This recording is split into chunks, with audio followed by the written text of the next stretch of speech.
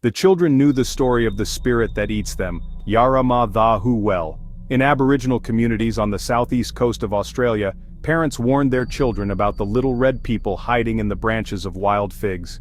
Naughty children who found themselves alone in dense forests were favored targets of these spiritual beings who had lived alongside the Aboriginal people since the time of dreaming, when the land and its inhabitants were created. Yara-ma-yha-who, also spelled as Yara-ma-yha-who, could not make weapons. He was as tall as a 10-year-old child and did not have teeth like little children. However, he was very frightening.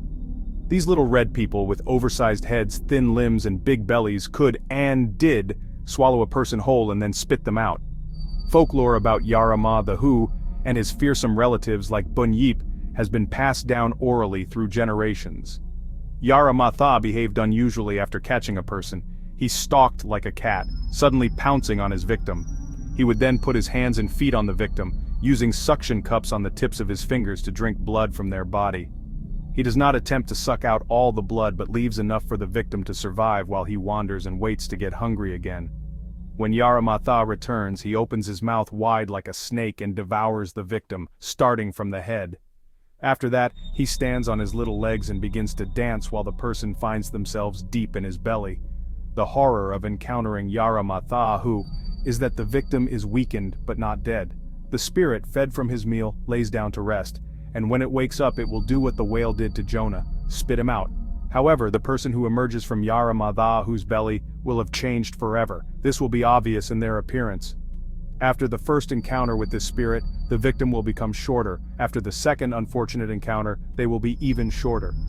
And if they touch the fingers of Yara-ma-yha-who a third time, the terrifying transformation will be complete. The victim will become Yara-ma-yha-who. What was once human will now hunt them. Yara-ma-yha-who represents traditional knowledge.